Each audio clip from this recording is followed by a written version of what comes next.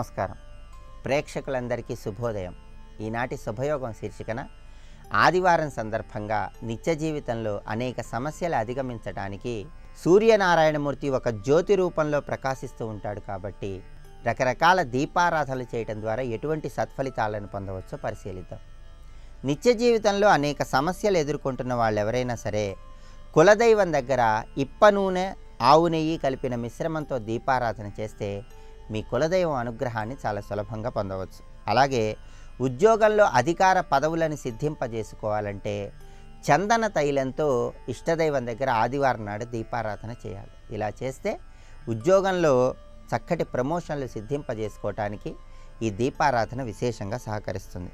అలాగే యాత్రలకు వెళ్ళే సమయంలో ఎప్పుడైనా సరే తీర్థయాత్రలకు వెళ్ళే సమయంలో తీర్థయాత్రలు విజయవంతం కావాలంటే ఒక కొబ్బరికాయ కొట్టి ఆ కొబ్బరికాయలు మీ ఇష్టదైవం ముందు ఉంచి ఓం హనుమతే నమః అనే మంత్రాన్ని 21 సార్లు జపించుకొని ఆవు నెయ్యితో గృహంలో దీపారాధన చేసి తీర్థయాత్రల నిమిత్తమై వెళ్ళినట్లయితే తీర్థయాత్రలు దిగ్విజయంగా పూర్తి చేసుకోవడానికి ఆస్కారం ఎంతగానో ఉంది. అలాగే నిత్య పూజలో మీరు గృహంలో 2 ఒత్తుల దీపారాధన చేసే సమయంలో ఒక అడ్డవొత్తి ఒక నిలువు ఒత్తి వేసి 2 ఒత్తుల దీపారాధన చేస్తే విశేషమైన శుభ ఫలితాలు కలుగుతాయి. అలాగే సంతానపరమైనటువంటి దోషాలను తొలగింపజేసుకోవటానికి సంతానం జీవితంలో చక్కటి పురోభివృద్ధిని సాధించడానికి మీ గృహంలో దీపారాధన చేసే సమయంలో 3 ఒత్తుల దీపాన్ని వెలిగిస్తే విశేషమైన శుభ ఫలితాలు కలుగుతాయి. అలాగే అనేక మార్గాలలో ధన ఆదాయాన్ని పెంపొందింపజేసుకోవాలంటే మీ గృహంలో 4 ఒత్తులు వేసి నువ్వుల నూనె పోసి దీపారాధన చేయాలి. ఇలా చేస్తే రకరకాల మార్గాలలో ధన ఆదాయాన్ని పెంపొందింపజేసుకోవచ్చు. అలాగే అనారోగ్య సమస్యల తీవ్రత ఉన్న వాళ్ళు ఎవరైనా సరే అనారోగ్య సమస్యల తీవ్రత తగ్గింపజేసుకోవటానికి మీ గృహంలో 5 ఒత్తుల దీపాన్ని వెలిగించండి. ఎవరి గృహంలో అయితే 5 ఒత్తులు వేసి నువ్వుల నూనె కానీ ఆవు నెయ్యి కానీ పోసి ప్రతిరోజు దీపారాధన చేస్తారో వాళ్ళ గృహంలో మీ ఇష్టదైవం అనుగ్రహం ద్వారా అనారోగ్య సమస్యల తీవ్రతను తగ్గింపజేసుకోవటానికి ఈ దీపారాధన విశేషంగా సహకరిస్తుంది. అలాగే 6 ఒత్తులు గృహంలో వేసి దీపారాధన చేస్తే ఈ 6 ఒత్తులు కూడా మన శరీరంలో షట్చక్రాలకు సంకేతం. ఈ షట్చక్రాలు చైతన్యవంతమై అఖండమైన మేధాశక్తిని పెంపొందింపజేసుకోవచ్చు. ప్రజ్ఞా పాఠవాలను పెంపొందింపజేసుకోవాలన్నా మేధాశక్తిని పెంపొందింపజేసుకోవాలన్నా గృహంలో 6 ఒత్తుల దీపారాధన చేయాలని సంప్రదాయం మనకు తెలియజేస్తుంది. అలాగే జన్మాంతరాలలో చేసిన పాపాలను తొలగింపజేసుకోవాలంటే ఈ జన్మలో జన్మాంతరాలలో తెలిసి తెలియక మనస్సుతో వాక్కుతో శరీరంతో ఇలా అనేక రకాలుగా చేసిన పాపాల తీవ్రతను తొలగింపజేసుకోవాలంటే 7 ఒత్తులతో దీపారాధన చేయాలని సంప్రదాయం మనకు తెలియజేస్తుంది. అలాగే అష్టైశ్వర్యాలు సిద్ధింపజేసుకోవాలంటే 8 ఒత్తులతో దీపారాధన చేయాలి. అలాగే సంఘంలో గౌరవ మర్యాదలు కీర్తి ప్రతిష్టలు పెంపొందింపజేసుకోవాలంటే 9 ఒత్తులు వేసి ఆవు నెయ్యి కానీ నువ్వుల నూనె కానీ పోసి దీపారాధన చేయాలి. అలాగే ఎవరైనా సరే శివారాధన చేసే సమయంలో ఈశ్వరుడికి ప్రత్యేకంగా నువ్వుల నూనెతో దీపారాధన చేయటం, శివాలయ ప్రాంగణానికి వెళ్ళినప్పుడు శివాలయ ప్రాంగణంలో ఒక 8 ఒత్తుల దీపము, ఒక 12 ఒత్తుల దీపం, ఒక 16 ఒత్తుల దీపం ఇలా 3 రకాలుగా శివాలయ ప్రాంగణంలో దీపారాధన చేయటం ద్వారా విశేషమైన శుభ ఫలితాలను సిద్ధింపజేసుకోవచ్చు. రేపటి శుభయోగం శీర్షికన సోమవారం సందర్భంగా ఎటువంటి విధి విధానాలు పాటిస్తే చక్కటి శుభ ఫలితాలను సిద్ధింపజేసుకోవచ్చో పరిశీలిద్దాం. నమస్కారం.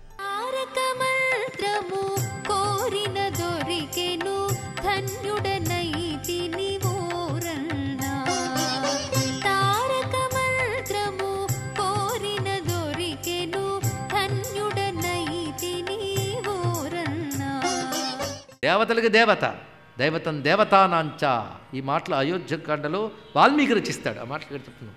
సూర్యుడికి సూర్యుడు, అగ్నికి అగ్ని, దేవతలకు దేవుడు రామచంద్రమూర్తి. ఆయన వెంట వెళుతున్నాం. ఒక్కటే గుర్తుపెట్టుకో, అక్కడ తల్లిదండ్రులకు దూరంగా ఉన్నానన్న భావం ఎప్పుడు తెచ్చుకోకు.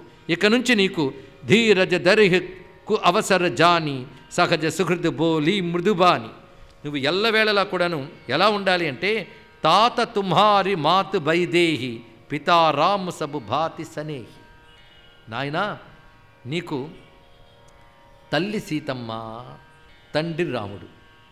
కానీ మూలంలో వాల్మీకి ఏం రాస్తారంటే రామం దశరథం విద్ధి మాం విద్ధి జనకాత్మజాం అయోధ్యా మటవీం విద్ధి గచ్చతాత యథాసుఖం. ఇది మూలంలో.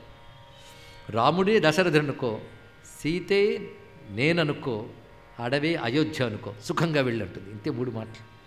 ఇక్కడ మరొక చిన్న అందం మార్చాడు దాన్ని. ముందేమన్నాడు? రాముడిని దశరథుడు అనుకున్నాడు. ఈవిడ ఎలా మార్చిందంటే సీతమ్మనే తల్లనుకో. ముందు సీతమ్మని తెచ్చాడు, తర్వాత రాముడిని తెచ్చాడు. ఇక్కడ అంటే సీతారాములు అన్నారు కదా, అందుకే సీతమ్మకు అంత ప్రాధాన్యం ఇచ్చి అందమైన మార్పు తెచ్చాడు. అంటే వాల్మీకి అనౌచిత్యం కాదు, తులసీదాసు మరింత అందాన్ని పెంచాడని తెలుసుకుందాం. ఇక్కడ మొత్తానికి లక్ష్మణస్వామి సహితంగా బయలుదేరుతూ ఉంటే అయోధ్య విలవిలలాడిపోయిందండి.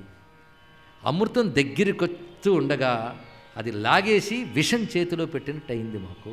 రాముడికి పట్టాభిషేకం మురిసిపోతూ ఉంటే పక్కకు తీసి పట్టాభిషేకం లేదు, అడవికి వెళ్ళిపోతున్నాడని విషం మాకిచ్చాడు ఇక్కడ దశరథుడు. ఎలాంటి పాపం జరిగినది, ఇది బాధపడుతున్నారు. అయితే సీతారామ లక్ష్మణులు దశరథుడికి నమస్కారం చేసి వెళ్ళిపోతుంటే దశరథుడు ఏడుస్తున్నాడు. ఏడుస్తుంటే ఓదారుస్తున్నారు. ఆ సమయంలో కైకే ఎందుట, దశరథుడు సామాన్యుడు గడు సుమా, నువ్వు ఇంకా ఇలాగే ఉన్నావనుకో దశరథుడు కీర్తిని పుణ్యాన్ని ఊర్ధ్వలోక సుఖాలైనా వదులుకుంటాడు, కానీ నిన్ను వదులుకోడు, పట్టం కట్టేస్తాడు. కనుక మీ నాన్నకి కీర్తి పుణ్యము ఊర్ధ్వలోక సుఖాలు దెబ్బతిని నరకానికి వెళ్ళే పరిస్థితి రాకుండా నువ్వు తొందరగా వెళ్ళు అన్నదండి కైకేయి. ఆ మాట జాగ్రత్తగా విన్నారు కదా. అనే తీరు అనగానే సిద్ధపడిపోయాడు రామచంద్రమూర్తి. అప్పుడు లోపల నుంచి నార వస్త్రాలు తీసుకొచ్చి ముగ్గురికి ఇచ్చింది కైకేయి. కానీ సీతమ్మ చేత ధరింపజేయనివ్వలేదు దశరథుడు. మహాలక్ష్మిలాగే సాగనపడి తర్వాత కథ. కానీ ఈయన మాత్రం నారచీరలు ఇచ్చిందని ఒక మాట మాత్రం చెప్పి ఊరుకున్నాడు మహానుభావుడు తులసీదాస్. తర్వాత వీళ్ళు వనగమనానికి వెళుతూ ఉన్నప్పుడు ముందుగా గురువుగారికి నమస్కారం చేశారు. వశిష్ఠుల వారికి నమస్కారం చేసి ఒక మాట అంటాడు, తండ్రి దుఃఖితుడై ఉన్నాడు. ఈ సమయంలో ధర్మము రాజ్యము సరిగ్గా ఉండేటట్టు చూడవలసిన బాధ్యత మీదే అని మీకు నేను చెప్పనక్కర్లేదయ్యా మహానుభావ అన్నాడు. గురువుకు చెప్తాడు శిష్యుడు. నమస్కారం చేసుకుని తర్వాత ఎవరెవరికి దండం పెట్టాడో చూడండి. ఇక్కడ గురుపద పదము హర్షశిరునావా గణపతి గౌరి గిరీసు మనాయి. గణపతిని పార్వతీదేవిని శివుని నమస్కారం చేసుకుని బయలుదేరేరు. వెంటనే ఆ వెనకాల వస్తున్నటువంటి అయోధ్యవాసులు దుఃఖం మరి చూడలేమండి. వారు ఎలా పరిగెత్తారంటే రామా రామా రామా అరుపే. ఆ రథం వెంట అలా పరిగెడుతున్నారు. సుమంత్రుడు బలవంతంగా రథం నడుపుతున్నాడు. రథం వెంట పరిగెడుతున్నారు అయోధ్యవాసులు. ఆఖరి రథం ఒక దగ్గర ఆపాడు. ఆపి నేను మళ్ళీ 14 ఏళ్లలో వచ్చేస్తాను, మీరు ఉండండి అని చెప్పినా మేము వనవాసానికి వస్తాం అనగానే ఇప్పుడు సాయంత్రం అయిపోయింది కదా, ఇక్కడ విశ్రాంతి తీసుకుందాం, పొద్దున బయలుదేరదాం అన్నాడు. అందరూ రాత్రి అక్కడే నిద్రపోయారు. రామచంద్రమూర్తి కూడా రథంలో సీతాలక్ష్మణ సమేతుడై ఉన్నాడు.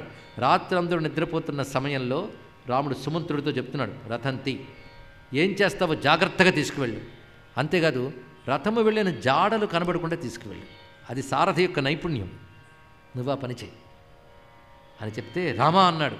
ఇది రామాజ్ఞ. వెంటనే సుమంత్రుడు నిద్రిస్తున్న వాళ్ళు గమనించకుండా రథాన్ని జాగ్రత్తగా తీసి అడుగుజాడలు లేకుండా తెలివిగా తిప్పెట్టండి రథాన్ని. ఇక్కడ లేకపోతే మళ్ళీ వెంటబడి వాళ్ళు రావచ్చు. ఈ విధంగా వాళ్ళందరూ అక్కడ నిద్రించి ఉండగా విడిచిపెట్టి రామచంద్రమూర్తి వనాలకు వెళ్ళిపోయాడు. అలా వెళ్ళాడో లేదో ఇక్కడ వీళ్ళు తెల్లవారుని లేచిన వెంటనే రాముడు లేడు, దుఃఖితులయ్యారు, ఏడుస్తూ ఇళ్ళకి వెళ్ళారు. అప్పుడు వాళ్ళకు మాట అనుకున్నారట, చాలా గొప్ప మాట చెప్తున్నాడు. నీటి నుండి తీసేసిన చేప అదృష్టవంతురాలు, ఎందుకంటే నీటి నుండి తీయగానే చచ్చిపోతుంది, అది దాని అదృష్టం. ఇక్కడ మేము రాముడి నుంచి దూరం ఇంకా బ్రతుకున్నాం, అది మా బాధ అన్నారు. ఎంత బాధాకరమైన అంశం. నీటి నుంచి తీసేసిన చేప ఎలా బ్రతకలేదో రాముడు లేని అయోధ్యవాసులు బ్రతకలేరు, అయినా బ్రతుకున్నారు అంటే ఇది మా దౌర్భాగ్యం, మా దురదృష్టం అని అంటూ ఉంటే ఈ లోపల కొందరు అన్నారట, బహుశా రాముడు తిరిగి వస్తాడు కనుక మనల్ని ప్రాణాలతో నిలిపేడేమో. మరప్పుడు ఏం చేస్తాం, ఇవాళ నుంచి మనం అందరం కూడాను భోగాలు విసర్జించి సౌఖ్యాలు విడిచిపెట్టి కఠోరంగా రాముడు తిరిగి వచ్చే వరకు వ్రత నియమాలు పాటిస్తూ ఉందాం. ఇది అయోధ్యలో వాళ్ళందరూ నిర్ణయించుకున్నారు. ఇక రామచంద్రమూర్తి బయలుదేరుతూ వెళుతూ ఉండగా గంగ వచ్చింది. అక్కడికి చేరుకునేటప్పటికల్లా నిషాదరాజు గుహుడు ఆయన రామచంద్రమూర్తిని చూసి ఆనందపరసుడై పుష్పములు ఫలములు వివిధ ద్రవ్యములు పట్టుకొచ్చి సాష్టాంగ వందనం చేస్తే రాముడు ఎత్తి పట్టుకుని గాఢాలింగనం చేసుకున్నాడండి ఆయన. అప్పుడు రమా రా నా రాజ్యానికి అన్నాడు. కుదరదునైనా, నువ్వు రాజ్యం అని పేరు పెట్టావు కదా, రావడం అవుతుంది.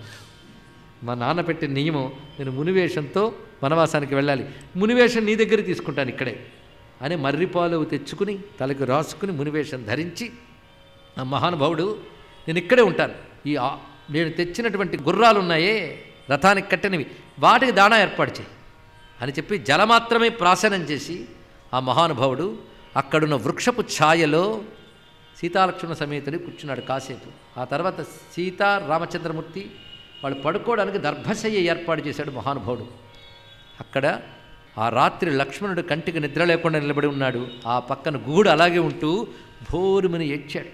చక్రవర్తి సార్వభౌముడు హంసతూలికా తల్పాల మీద ఉండే స్వామి, ఎండకన్నెరుగుని ఆ మహా ఇల్లాలు మహాలక్ష్మి ఏమీ లేని వారి వలె అనాథవత్ చెట్టు నీడ గడ్డిపై పడుకున్నారే అని ఏడవగానే అంటున్నట్టు మహానుభావుడు లక్ష్మణుడు, ఈ దుఃఖములు సుఖములు ఇవి వస్తూ ఉంటే పోతాయి. పైగా గూడు గొప్ప మాట అన్నాడు, ఏం తల్లియా తల్లి, ఆ తండ్రి ఏమి తండ్రియా, రాముడికి కష్టాలు ఇచ్చారే, అసలు రాముడంటే ఆనందమూర్తి, ఆయనకు కష్టం ఇచ్చిన వాళ్ళిద్దరూ ఏం తల్లిదండ్రులు అంటే నిందించవద్దు నాయన అంటున్నాడు లక్ష్మణుడు. చూడండి ఎంత చక్కగా చెప్తున్నాడు. కాహున్న కోగు సుఖ దుఃఖ కర దాత నిజకృత కర్మ భోగు సబు భ్రాత జోగు బియోగు భోగు బలమంద హిత అనహిత మధ్యము భ్రమపంద. అద్భుతమైన మాట. ఈ మాట అధ్యాత్మరామాయణకర్త అని వ్యాసుడు చెప్పినది. సుఖస్య దుఃఖస్య నకోపి దాత పరో దదాతీతి కుబుద్ధిరేష. అధ్యాత్మరామాయణంలో అది యథాతథంగా అనువదించాడు ఈ మహానుభావుడు. నాయన, ఒకరి వల్ల సుఖం కలిగింది, ఒకరి వల్ల దుఃఖం కలిగిందే అని ఒకరిని ఎప్పుడూ నిందించకు. ప్రతివాడికి కూడా వాడి కర్మ కొద్దీ సుఖదుఖాలు కలుగుతూ ఉంటాయి. వ్యక్తులు నిమిత్త మాత్రమే. వీడి కర్మే సుఖాన్ని ఇస్తుంది, వీడి కర్మే దుఃఖాన్ని ఇస్తుంది. అసలు ఏమనుకున్నావయ్యా జీవితం గురించి? సుఖాలు దుఃఖాలు, దుఃఖాలు పోవాలి సుఖాలు కావాలి వెంపర్లాటతో ఆయువైపోతుంది. కానీ సుఖదుఖాలకు అతీతంగా ఒక సత్యం ఉంది. దాని గురించి ఎప్పుడైనా ఆలోచించామా? ఏమిటి జీవితం? ఇది ఆలోచించాలి. ఆస విచారిన హి కీజియ రోసు కాహు హి బాదిన దేహి దోసు మోహ నిశాసబు సోవనిహారా. అద్భుతమైన మాట అండి. మోహ నిశాసబు సోవనిహార. అందరూ కూడా మోహం అనే రాత్రిలో నిద్రపోతున్నారయ్యా. ఆ నిద్రలో కలకంటున్నారు. ఆ కలలే సుఖదుఖాలు అన్నాడు ఇక్కడ. కలలు ఎంత సత్యాలు, సుఖదుఖాలు అంతే సత్యాలు. మిథ్య దేకిగ సపన్ అనేక ప్రకార. అందరం కూడా మోహమనే రాత్రిలో నిద్రపోతున్నవారని. నిద్రించేటప్పుడు స్వప్నాలు కలుగుతాయి. అందుకే మహాత్ములు ఈ మోహమనే రాత్రి వాళ్ళకు ఉండదు కనుక వాళ్ళొక్కరే, అయోగులు మాత్రమే మెలకువ కలిగి ఉంటారు. జ్ఞానులు మాత్రమే. అజ్ఞానులు ఎప్పుడు మోహంలో నిద్రపోతూనే ఉంటారు నాయన. అందుకు ఎవరిని నిందించవద్దు, ఇది బాగా గుర్తుపెట్టుకో, ఇది కర్మఫలం అని తెలుసుకో అని చెప్పాడు మహానుభావుడు. ఎవరి కర్మఫలం? జగత్తుకి సత్కర్మ ఇవ్వడానికి రాముడు కావాలని స్వీకరించినటువంటి ఒక లీల. ఈయన పరమాత్మ అనే భావంతో అక్కడ నమస్కరించిన వెంటనే అటు తర్వాత తెల్లవారింది. రామచంద్రమూర్తి వెళ్ళబోతూ ఉండగా గంగని నాకు దాటింపజేస్తావా అని అడిగాడు గుహుణ్ణి. ఒక నావికులను ఏర్పాటు చేయమని చెప్పాడు. ఒక మంచి నావ ఏర్పాటైంది, నావికులు కూడా ఉన్నారు. ఆ నావికుల పెద్ద అక్కడ ఉన్నాడు. అతనితో చెప్తున్నాడు, ఈయన పంపించు, నువ్వు దాటించు అని. ఆ వెళ్ళబోతూ సుమంతుడికి దండం పెడుతున్నాడు. ఇది కడసారి, మళ్ళీ తర్వాత ఇప్పుడు వెళ్ళొస్తాం అనగా సుమంతుడికి ఏడుపు వచ్చింది. నేను ఒక్కడనేనా స్వామి, మిగిలినిద్దరు నీతో వస్తున్నారు, నన్ను కూడా తీసుకుపోవద్దు. అసలు గుర్రాలు చూడు, నేను అయోధ్యకు తిరిగి తీసుకెళ్దామంటే అవి వెనక్కి రావట్లేదు నిన్ను వదిలి. జడమైన గుర్రాలే నిన్ను వదలలేకపోతున్నాయే. చైతన్యం కలిగిన మనిషిని, నీతో అనుబంధం పెట్టుకున్నవాడిని నేను ఎలా వదిలిపెట్టగలను? నన్ను తీసుకుపోన్నాడు. తప్పు. నాన్నకు నువ్వు ధైర్యం చెప్పాలి, అయోధ్యను చక్కగా చూసుకోవాలి అని లక్ష్మణుడు మధ్య మధ్యలో పరుషంగా ఏమైనా మాట్లాడుంటే వెళ్ళి నాన్నకు చెప్పక సుమా, బాధపడతాడు. నాన్నకు నమస్కారాలు చెప్పు, ఎంత 14 ఏళ్ళు వచ్చేస్తానని చెప్పంతే అని చెప్పి అప్పుడు సుమంతుడు అన్నాడు, నాన్న ఒక మాట చెప్పారు, రాముడు మనసు మార్చుకుని వస్తే తెచ్చే. రాముడు మనసు మారదు. ఒకవేళ సీతమ్మకి నచ్చజెప్పి తెచ్చే ప్రయత్నం చెయ్యు, ఎందుకంటే సీతమ్మను చూస్తున్న రాముడు గుర్తొచ్చి మా ప్రాణాలు ఉంటాయి అన్నారు. స్వస్తి.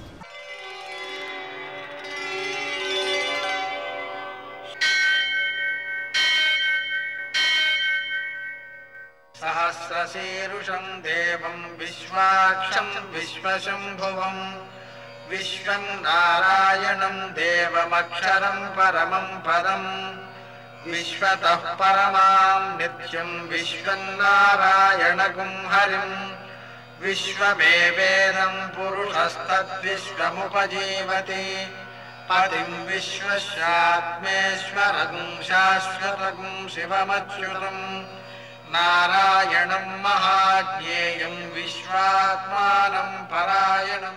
సూర్యశౌర్యమథేందురింద్రపదవీ సన్మంగళం మంగళం.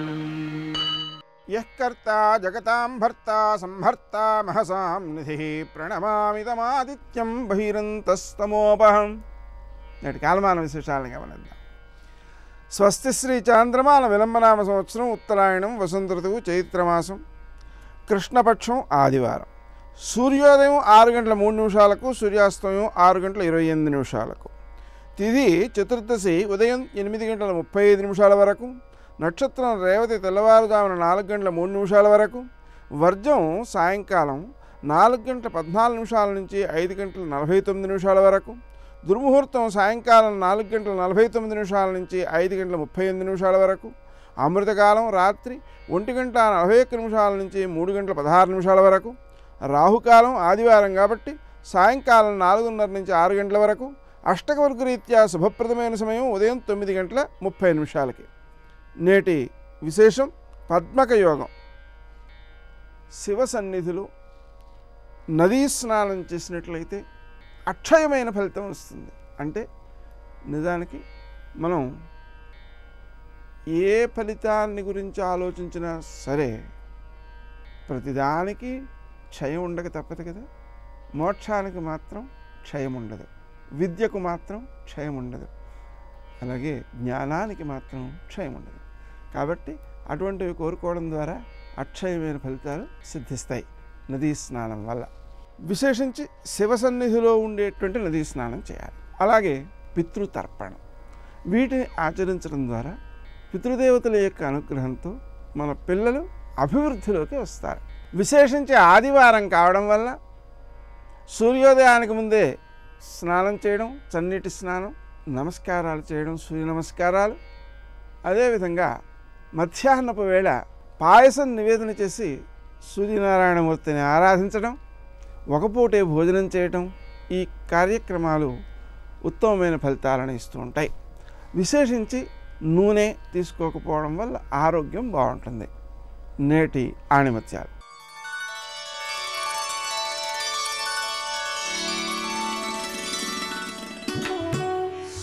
ఘనకార్యాలను సాధించాలంటే ఎల్లప్పుడూ అణకువ కలిగి ఉండాలి.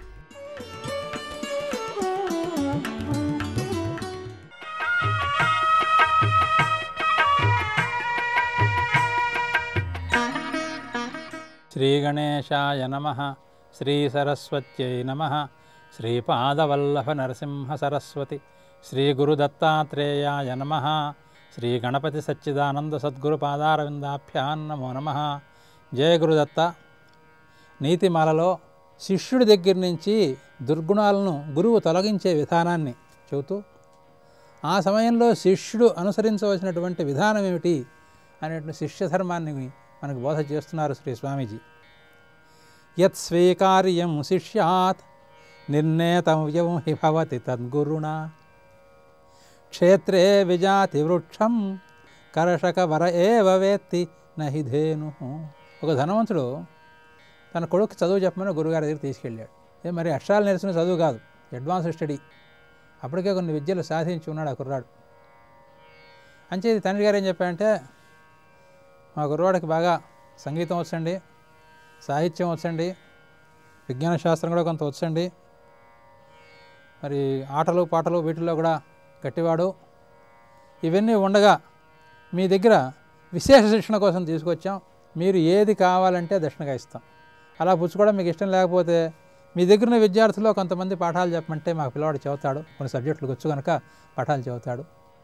అథవా విద్య ఉంది కనుక విద్య చెప్పి విద్య తీసుకోవచ్చు కనుక ఏదో మీకు ఏ రకంగా సేవ కావాలన్నా ఆ రకంగా సేవ చేస్తాం మేము అని చాలా వినయంగా చెప్పాడు. ఆ కుర్రవాడు కూడా చిత్తం గురుగారు తాను ఎట్లా చెబితే అలా చేస్తానండి వినయంగా మాట్లాడుతున్నాడు. ఆ గురువుగారు తృప్తిగా చూడలేదు. ఏమిటండి మేము ఇంత వినయంగా మాట్లాడుతుంటే మీరేమో అసంతృప్తిగా ఉన్నారు, మేము చేసిన తప్పేమిటి అని ప్రశ్నించాడు విద్యార్థి. సమాధానం చెబుతున్నాడు గురువుగారు. యత్ స్వీకార్యం శిష్యాత్ నిర్ణేతవ్యం హి భవతి తద్గురుణ. శిష్యుడి దగ్గర నుంచి ఏది తీసేసుకోవాలో దాన్ని నిర్ణయించవలసింది ఎవరంటే అది శిష్యుడు కాదు, గురువు. ఎందుకంటే పెద్ద పొలం ఉంది, పొలంలో పంట వేసాం, పక్క నుంచి ఆవు వచ్చి పడింది, మేసేస్తోంది. ఆవు మేసేస్తుంటే దీంట్లో ఈయన వరి పంట వేసాడు, మధ్యలో కలుపు మొక్కలు వచ్చినాయి, కలుపు మొక్కలు మాత్రం మనం తినేసినట్టయితే ఈ రైతు గారికి కాస్త ఉపకారం చేసినట్టు అవుతుంది అనుకుని తింటాం. ఆవుకి చేత అవుతుందా? ఆవు చేత కాదు. కలుపు మొక్కలు తినేస్తుంది, అసలు మొక్కలు తినేస్తుంది, అన్నీ తినేస్తూ ఉంటుంది. ఎవరు తెలుస్తుంది? ఆ పంట వేసినటువంటి కర్షక వరహ రైతున్నాడు, వాడికి తెలుస్తుంది దీంట్లో అసలు మొక్క ఏది, కలుపు మొక్క ఏది అని. కలుపు మొక్కని పీకేయాలి. గురువు కూడా శిష్యుని చూస్తాడు, వాడిలో కొన్ని ప్రజ్ఞలు ఉంటాయి, కొన్ని సద్గుణాలు ఉంటాయి, కొన్ని అవగుణాలు ఉంటాయి. ఏం చేయాలి? గురువు యొక్క ధర్మం ఏమిటి? సద్గుణాలని వృద్ధి చేయాలి, అవగుణాలని వాటిని తొలగించాలి. ఆ తొలగించడం ఎట్లా తొలగిస్తాడు? ఆజ్ఞ ద్వారా కాదు, తన ఉపాయం ద్వారా తను తీసేసుకుంటాడు దాంట్లోంచి, వాడి దగ్గర నుంచి. అదే దక్షిణ. అంచేత గురువుగారు ఏమంటున్నా అంటే, నువ్వు నా దగ్గర ఉండు, నేను చెప్పింది చేస్తూ ఉండు, నీ దగ్గర నుంచి ఏమేం తీసేయాలో అది నేను తీసేస్తా. ఎందుకని? ఏం తీసేయాలో నాకు తెలుసు, నీకేం వచ్చో నీకు తెలుసు తప్పితే నీకు ఉన్నటువంటి దోషాలు ఏమిటో నువ్వు గుర్తించలేవు. నీ దోషాన్ని నువ్వు గుర్తించగలిగినట్టయితే అప్పుడు నిజమైనటువంటి విద్య నీకు అబ్బినట్టు లెక్క. కనుక నీ దోషాన్ని నువ్వు గుర్తించలేకపోవటమే అసలైన అవిద్య, నీ దోషాన్ని నువ్వు గ్రహించడమే అసలైన విద్య. నా దగ్గర నువ్వు నేర్చుకోవాల్సింది ఏంటంటే విద్య నేర్చుకోవాలంటే ఏంటి? నీ దోషాన్ని నువ్వు గుర్తించగలగాలి. ఎప్పుడు? ప్రతి స్థానంలో, ప్రతి క్షణంలో, ప్రతి సన్నివేశంలో. కనుక ఈ సూక్తి ద్వారా స్వామీజీ మనకి అందిస్తున్నారంటే, గురువు దక్షిణగా స్వీకరించేది తన స్వార్థం కోసం కాదయ్యా, నీలో ఉండేటువంటి ఏదో ఒక అవగుణాన్ని తొలగించడం కోసం గురుదక్షిణైనటువంటి నెపంతో దాన్ని తీసుకుంటాడు. అదే సరి అయినటువంటి నిజమైనటువంటి సద్గురు యొక్క లక్షణం ఇలా ఉంటుంది. ఆ విషయాన్ని గ్రహించి సర్వస్వ సమర్పణ, వెనకాల సూక్తుల్లో చెప్పినట్టుగా అహంకార సమర్పణ, శరణాగతి, ఆ రూపమైనటువంటి విధానంతో గురూపసదనం చేసినట్టయితే, ఉపసదనం అనే మాట చాలా గొప్ప మాట. ఉపసదనం అంటే గురువుల దగ్గరికి వెళ్ళి పూర్తిగా వారికి అనుకూలంగా అక్కడ నివాసం చేయటం. అటువంటి గురూపసదన విధానాన్ని అనుసరించినప్పుడు ఉత్తమోత్తమైనటువంటి ఆధ్యాత్మిక విద్య, ఉత్తమమైనటువంటి లౌకిక విద్య మనకు లభిస్తాయి అని మనకి సూక్ష్మం చెబుతున్నారు. అటువంటి స్థితిని మన విద్యార్థులు సాధించుగాక. జయ గురుదత్త.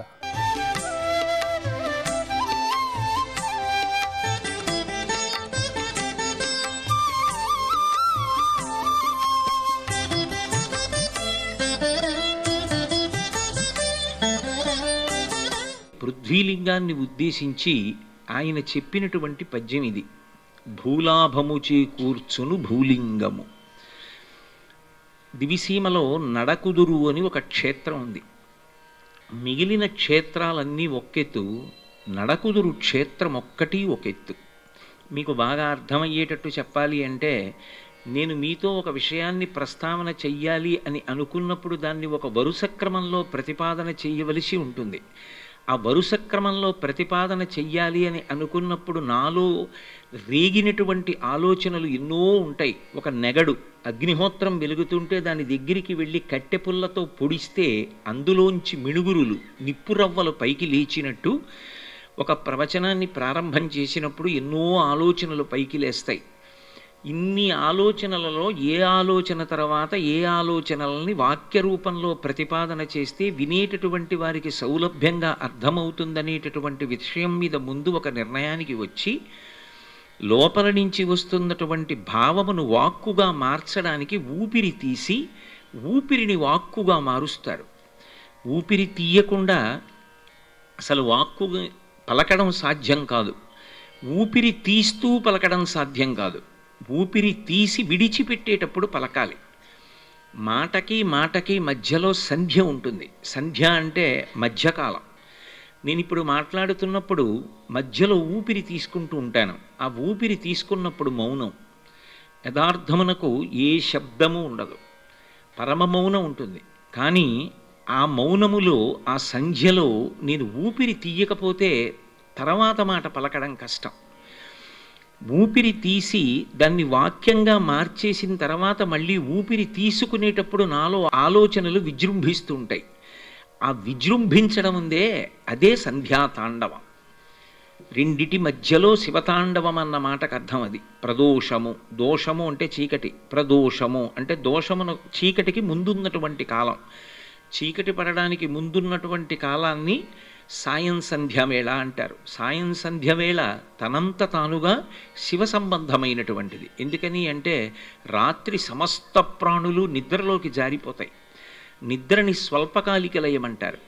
స్వల్పకాలిక లయానికి అధిష్టాన దేవత శంకరుడు. అందుకే ఆయన యొక్క అనుగ్రహము వర్షించబడేటటువంటి కాలము ప్రారంభమవుతోంది కాబట్టి సంధ్యాకాలము శివపరము అన్నారు. అందుకే శంకర భగవత్పాదులు శివానందలహరి చేస్తూ సంధ్యారంభ విజృంభితం శృతిశిరస్థానాంతరాధిష్ఠితం సప్రేమ భ్రమరాభిరామమసకృత్సద్వాసనాశోభితం భోగీంద్రాభరణం సమస్త సుమన పూజ్యం గుణావిష్కృతం సేవే శ్రీగిరిమల్లికార్జున మహాలింగం శివాలింగితం అంటారు. సంధ్యారంభ విజృంభితం. అటువంటి పరమేశ్వరుడు ఎవరున్నాడో ఆయన ఒక్కొక్క చోట ఒక్కొక్క రూపంలో భక్తులకు కటాక్షాన్ని ఇస్తూ ఉంటాడు. ఒక్కొక్క రూపంలో అని నేను అన్నప్పుడు లింగస్వరూపమునందు భేదమే ఉండదు, కానీ ప్రధానమైనటువంటి అనుగ్రహ విశేషమునందు కొంత మార్పు ఉంటుంది. ఒక్కొక్క లింగాన్ని ఆరాధన చేసినప్పుడు ఒక్కొక్క రకమైనటువంటి అనుగ్రహము వర్షింపబడుతుంది. నడకుదురు క్షేత్రంలో ఉన్నటువంటి శివలింగానికి పృథివీలింగం అని పేరు. దానికి పృథివీలింగము అని పేరు రావడానికి ఒక ప్రధానమైన కారణం ఉంది. అది నరకాసురుని యొక్క విశేషమైనటువంటి పరిశ్రమ వలన, ఆర్తి వలన ఆవిర్భవించినటువంటి లింగం. నరకాసురుడు భూదేవి యొక్క కుమారుడు. తన తల్లి పట్ల గౌరవాన్ని ఆవిష్కరించడం కోసం ఆవిడ పేరు మీదుగా ఒక శివలింగం ఆవిర్భవించాలి అని ఆయన కోరుకుని, ఆయన శంకరుణ్ణి చేసినటువంటి స్తుతికి, ఆయన పరమేశ్వరుణ్ణి సేవించిన విధానానికి ప్రసన్నుడైనటువంటి పరమాత్మ వాళ్ళ అమ్మగారైనటువంటి భూదేవి పేరు మీదుగా శివలింగంగా ఆవిర్భవించాడు. దానివలన నరకాసురుని యొక్క కీర్తి కోణం కూడా ప్రకాశించింది. ఎందుకని అంటే ఏ ఒక్క వ్యక్తి కూడా పూర్తిగా ధర్మాత్ముడు అనడం కష్టం, పూర్తిగా అధర్మాత్ముడు అనడం కష్టం. సమయాసమయములను బట్టి ఒక్కొక్కసారి ఎంత ధర్మాత్ముడిలో కూడా అధర్మము ఆలోచనారూపంగానైనా రావచ్చు. కానీ ఆయనకున్నటువంటి అధ్యవసాయముతో కూడుకున్న బుద్ధి వలన ఆ ఆలోచనను తొక్కి ధర్మమును మాత్రమే అనుష్ఠిస్తాడు. అటువంటి సమయంలో రాక్షసుల యందు కూడా ఒక్కొక్కసారి మంచి గుణములు ఉంటాయి. అంతే తప్ప రాక్షసుడు అన్నారు కదా అని ఇక ఆయన యందు ఏ మంచి గుణం ఉండదు అని సిద్ధాంతం చేయడం సాధ్యం కాదు. ఆదిత్య హృదయంలో కృతఘ్నఘ్నాయ దేవాయ జ్యోతిషాం పతయే నమః అంటారు అగస్త్య మహర్షి. ఎవరు కృతఘ్నుడు అంటే పరమేశ్వరుడు వెలుగుల దివ్యగా సూర్యబింబ రూపంలో ఉదయిస్తాడు. ఆయనే సృష్టికర్త, స్థితికర్త, ప్రళయకర్త. పరబ్రహ్మమును ఈ మాంసచిక్షువుతో చూడాలి అంటే దానికి యోగ్యమైనటువంటి ఒకే ఒక రూపం సూర్యబింబం. అందుకే ఏదైనా ఊరు వెళ్ళినప్పుడు దగ్గర ఏ మూర్తి లేకపోతే పూజ చెయ్యడానికి సూర్యబింబానికి ఎదురుగుండా కూర్చుని పూజ చేసేసుకోండి అని చెప్తారు. ఎందుకనంటే సూర్యబింబం పరబ్రహ్మస్వరూపం. మహాభారతం విరాట పర్వం చేస్తూ తిక్కన గారు సూర్యబింబాన్ని వర్ణిస్తూ అంటారు, నిరజాకరములు నిష్టయై చేసిన భవ్యతపంబు ఫలమనంగా దినసముఖాకినందిత చక్రయుగ్మకంబులయనురాగంపు బ్రూవనంగా హరిహర బ్రహ్మ మహానుభావంబులొక్కటింకాగరగిన గట్టియనగా అతుల వేదత్రయ లతికాచయము పినుబొందన్ పుట్టెడు మూలకందమనగా అఖిల జగముల కందరయగుచు జనసమాజ కరపుట హృదయ సరోజములకు ముకుళనంబును జృంభణంబును నర్చి భానుబింబంబు పూర్వాద్రిపై విలింగి అంటారు. హరిహర బ్రహ్మస్వరూపంబులొక్కటింగాగరగిన గట్టి అనగా సృష్టికర్త అయినటువంటి బ్రహ్మ, స్థితికర్త అయిన విష్ణువు, ప్రళయకర్త అయినటువంటి మహేశ్వరుడు ముగ్గురు కలగలిసి ఒక ముద్ద రూపాన్ని పొందితే అదే సూర్యబింబం. అందుకే ఆయనే సృష్టికర్త, ఆయనే స్థితికర్త, ఆయనే ప్రళయకర్త. ఎవ్వడు సృజించు ప్రాణుల ఎవ్వడు రక్షించు త్రుంచు ఎవ్వడనంతుండెవ్వడు విభుడెవ్వడు వాడివ్విధమున మనుచు బినుచు హేలారతుడై అంటారు భాగవతంలో. ఏ ఒక్కడు ఈ సమస్త సృష్టిని చేస్తున్నాడో, ఎవడు పెంచుతున్నాడో, ఎవడు పరగడుతున్నాడో వాడు పరబ్రహ్మం. సూర్యోదయ సూర్యాస్తమయముల యందు కాలము దొర్లిపోతూ ఉంటుంది. కాలము వెళ్ళిపోతున్నప్పుడు కొత్త ప్రాణులు పుడుతుంటాయి, ఉన్న ప్రాణులు పెరుగుతుంటాయి, పెరుగుతున్న ప్రాణులు వికారమును పొందుతాయి, వికారమును పొందినవి వృద్ధాప్యమును పొందుతాయి, వృద్ధాప్యమును పొందినవి బ్రహ్మాండమునందు కలిసిపోతాయి.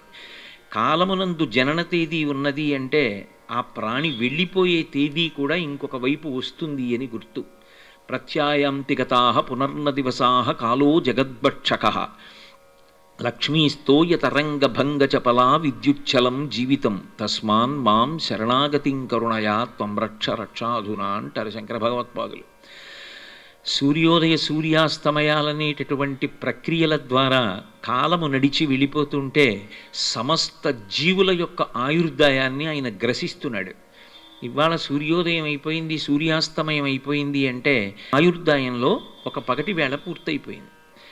ఒక్కొక్క రోజు నడిచిపోతోంది అంటే ఆయుర్దాయము క్షీణించిపోతోంది. క్షీణించిపోతున్న ఆయుర్దాయంలో ఎప్పుడు పడిపోవాలి ప్రాణి అన్నది ఆయన కొడుక్కి తెలుసు. సూర్యుడి యొక్క కొడుకు యముడు, సూర్యుడి యొక్క కూతురు యమున. యమున వెనక్కి రాదు, గంగ వెనక్కి వస్తుంది. అది చిత్రం. గంగ కాశీ వరకు దక్షిణం వైపు వస్తుంది, వచ్చి కాశీ దగ్గర ఉత్తరం వైపుకి తిరుగుతుంది. అందుకే కాశీగంగా కాశీగంగా అంటారు. ఏం హరిద్వార్లో గంగ లేదా, ఋషికేశ్లో గంగ లేదా? కాశీగంగా కాశీగంగా అని ఎందుకు ప్రత్యేకత అంటే కొన్ని కోట్ల జన్మలుగా మనిషి పుట్టి దక్షిణ దిక్కున ఉండేటటువంటి రుద్రభూమికి శరీరాలు చేరిపోతున్నాయి.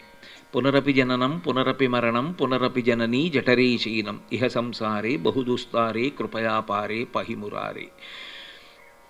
పుట్టడం, మరణించడం, మళ్ళీ అమ్మ కడుపులోకి వెళ్ళడం, మళ్ళీ పుట్టడం, మళ్ళీ మరణించడం, అలా జరుగుతూ ఉంటుంది. జరుగుతున్నప్పుడు ప్రతి ప్రాణి దక్షిణం వైపుకి ప్రయాణం చేస్తూ ఉంటుంది అంతర్లీనంగా. అంటే ఊరికి దక్షిణాన రుద్రభూమి ఉంటుంది, కానీ ఉత్తర దిక్కుకి తిరిగిన వాడెవరో వాడు ధన్యుడు. ఉత్తరమున ఏముంటుంది? కైలాసం ఉంటుంది. ఉత్తరాన దక్షిణామూర్తిగా పరమేశ్వరుడు దక్షిణ దిక్కుని చూస్తూ ఉంటాడు. నిర్భయంగా దక్షిణాన్ని చూసేవాడు ఆయన ఒక్కడే. ఎందుకని అంటే ఆయన మృత్యుంజయుడు, మృత్యువుని చంపినవాడు ఆయన. వక్షస్థాడనమంతకస్య కఠినాపస్మార సంవర్ధనం భుభృత్పర్యటనం నమత్సురశిర కోటీర సంఘర్షణం కర్మీదం మృదులస్య తావక పదద్వంద్వస్య గౌరీపతే మచ్చితో మణిపాదుకా విహరణం శంభో సదాంగీకురు అంటారు శంకర భగవత్పాదులు. అందరినీ చంపేటటువంటి వాణ్ణి చంపినవాడెవరు అంటే శంకరుడు ఒక్కడే. అందుకే ఆయన దక్షిణాన్ని చూస్తాడు. శివాలయానికి ప్రదక్షిణం చేస్తున్నప్పుడు దక్షిణ దిక్కుకు వెళ్ళినప్పుడు దక్షిణం వైపుకి చూస్తూ దక్షిణామూర్తి ఉంటారు. ఆయన పాదాల దగ్గర కూర్చుని ఉత్తరం వైపుకి చూస్తూ సనక సనందనాదులు ఉంటారు. నోటితో చెప్పకుండా మౌన వ్యాఖ్య ముద్ర ద్వారా ఆయన భాష్యం చెప్తూ ఉంటాడు. సర్వం శ్రీ ఉమామహేశ్వర పరబ్రహ్మార్పణమస్తు. స్వస్తి.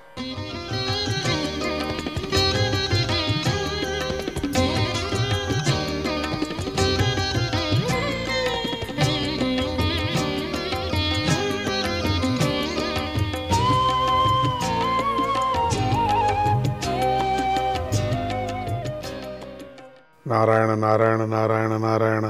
హరే కృష్ణా పీతాంబరం నీరవర్ణం శ్రీవత్సపదభూషితం గోవిందం గోకులానందం బ్రహ్మాద్యేర విపూజితం. 47వ అధ్యాయం.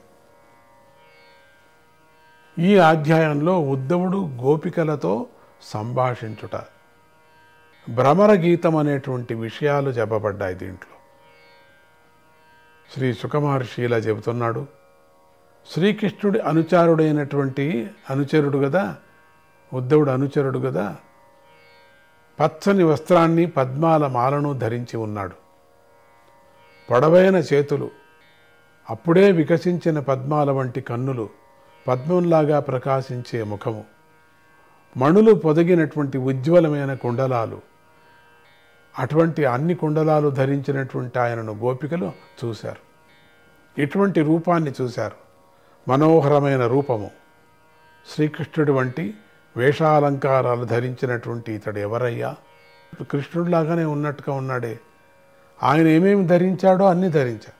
ఇక్కడ కూడా గోపాలులంతా స్వామి ఏం ధరించాడో అదే కదా చిన్నప్పుడు ధరించారు, అట్లనే ధరించాడు. ఎవరుండొచ్చు? మాకు అర్థం కాలేదే. అక్రూరుడు మాత్రం కాదు కదా, అక్రూరుడు అయితే గుద్దుపేట ఆయన కాదు కదా. చాలా కోపం వచ్చింది వాడు, కానీ వాడు కాదు, ఈయన ఎవరో కొత్త ఆయన. ఇది కృష్ణుడు లాగానే కనపడుతున్నాడు. ఎక్కడి నుండి వచ్చాడు? ఎవరు వాడివాడు? ఎవరు పంపించారు అంటూ స్వచ్ఛమైన చిరునవ్వు గల గోపికలందరూ కుతూహలంతో ఆయన చుట్టూ చేరారు. ఉద్ధవుడి చుట్టూ చేరుకున్నారు. రాత్రంతా నందుడు అయిపోయింది కదా, ఇప్పుడు గోపికలు పట్టుకున్నారు. ఆయన పుణ్యకీర్తి అయినటువంటి శ్రీకృష్ణుని పద్మాల వంటి పాదాలను నమ్ముకున్నాడు. పరమాత్మునే నమ్ముకున్నటువంటి వాడు ఉద్ధవుడు. ఆ ఉద్ధవుడు లక్ష్మీపతి అయినటువంటి శ్రీకృష్ణుడి సందేశాన్ని తీసుకొని వచ్చాడని తెలుసుకొని ఆ గోపికలు ఆయనను ఏకాంతంలో ఆసనంపై కూర్చోబెట్టి సిగ్గుతో కూడిన నవ్వుతోనూ చూపులతోనూ మధుర భాషణంతోనూ అర్ఘ్యాదులతోనూ సత్కరించారు.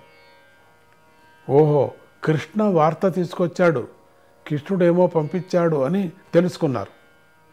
తెలుసుకున్న తర్వాత ఇక్కడ వీధిలో మాట్లాడే వద్దు, ఏకాంతంలో పెద్ద బంగళా ఉంది, అక్కడ వెళ్ళి మాట్లాడదాం అని వెళ్ళేసి వాడిని కూర్చోబెట్టుకొని ఎవరికి తెలియకోకుండా వాడిని సత్కరించారు ఉద్ధవుణ్ణి. తర్వాత వారు ఆయనకు నమస్కారం చేసి వినయంగా ఇలా ప్రశ్నించారు. ఇంత సేవ చేసిన తర్వాత తమరు శ్రీకృష్ణుని అనుచరుడు అని, ఆ ప్రభువు తన తల్లిదండ్రులకు సంతోషం కలిగించాలని పంపించగా నువ్వు వచ్చావని మాకు తెలిసింది, ఇప్పుడే మాకు తెలిసింది. అంత లోపల గోపి చెప్పేసింది కదా, నేను రాత్రే వచ్చేసాడు, పొద్దు ఊకేటప్పుడే వచ్చాడు, మనం అప్పుడంతా లోపల చేరుకున్నాము పాలు పితకటానికి, అప్పుడే వచ్చేసాడు, రాత్రంతా నందుడితో ఏదో మాట్లాడాడు అని అప్పుడే వచ్చేసింది వార్త అని. వార్త వస్తూనే మా గోపికలంతా కలిసి మాట్లాడుతున్నాం. దానికోసం నువ్వు వచ్చావు, కృష్ణుడు పంపించావని వచ్చావు, ఆ తల్లిదండ్రులను చూడాలని అని ఉంది, నీ పంపించావు, వార్త తీసుకొచ్చావు, చాలా సంతోషం, మాకంతా తెలిసిందే అని అప్పుడు మాట్లాడతారు. అలా కాకపోతే తల్లిదండ్రులు తప్ప ఆయనకి ఈ గోకులమందు గుర్తుకు రాదగినది ఏదీ ఉన్నట్లు మాకు కనిపించడం లేదు కదా. అక్కడ విరహతాపం, మళ్ళీ కొంచెం కోపం వాళ్ళకు. నిజమే కదా, తల్లిదండ్రులను చూడకపోతే ఎట్లవుతుంది? తల్లిదండ్రుల మీదే కదా ఎక్కువ ప్రేమ ఆయనకు. ఇంక దేని మీద ప్రేమ? బంధువులందు ప్రేమ అనేటువంటి పాశాన్ని మహర్షులు కూడా సులువుగా విడిచిపెట్టలేరు కదా.